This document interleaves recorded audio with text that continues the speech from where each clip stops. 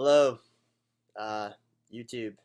How's it going? It's been a while. I think my last video was in 2009, and I was 19 years old. So just a kid, still just a kid, maybe. I'm 25 now, so got a little bit of life experience under my belt. I think that's the right analogy or something. I don't know. I don't know what I'm saying. Yeah, I just want to talk to you guys, I guess, about HPPD a bit. Hallucinogen persisting perception disorder. How I've been doing since the videos, what I've been up to, how I'm doing now. Um, and truthfully, I feel like I don't really am affected by HPPD anymore. I stopped drugs. I stopped smoking pot when I was 17. Stopped doing all recreational illegal drugs, and I dealt with some anxiety, which I think my problem is I have an anxiety disorder. I have a predisposition to anxiety, and I was um, getting, and I still do. I was getting visuals persisting from my past drug use, but I think what the real problem it's anxiety. It's a panic disorder that I have and that I still have, and that was uh, kind of set off by drug use and just not being able, one day just having a bad trip and then just kind of uh, snowballing from there. So that's it. I have an anxiety disorder that I'm still dealing with. Um, for a long time, I was using alcohol as a medication for that, and was doing the trick for a long time. Um, the drinking age here in Canada is 19, so from when I was 19 till I was like 24, 23, I wasn't drinking every day, but I was binging on the weekends, and I was drinking to a point where I didn't feel the anxiety anymore, and that worked still until it started making it a lot worse. The thing is, alcohol is really good for treating anxiety until it wears off, and then it becomes really bad again, and even worse. I was going through, I guess, a bit of mild withdrawal, and the symptoms of alcohol withdrawal are increased blood pressure, anxiety, and yeah, I was getting really bad. The worst panic attacks I've ever had were after some alcohol binges. So I had to stop that. Stop smoking cigarettes too, because that would set off my anxiety. Pretty much living like a monk lately. But I haven't drank in almost 2 years. Um, haven't, I've tried SSRI medication, SNRI medication, and for me, every single time I take one of those meds, uh, I'm they remind me so much of being on ecstasy.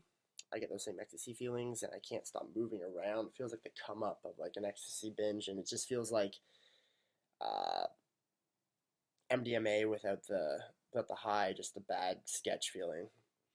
And I've had a couple bad experiences with those drugs, so I had to stop them, and pretty much just medicating my anxiety now with therapy and mindfulness meditation. I read this book that's online called The Panic Switch by this guy named Jeff. I don't know his last name, but if you Google The Panic Switch, there's a forum online, and it kind of breaks everything down really nicely. And I've been finding the tips from that have helped me. But back to HPPD and depersonalization, I guess, and derealization. I can stare at my roof right now, and it'll still like if I it'll still move around, but it doesn't cause me any anxiety now because it's been almost fucking 10 years since I've had this, so it's just become my new reality, I guess, and that might sound like a bad thing, but it's not. I live, I get by.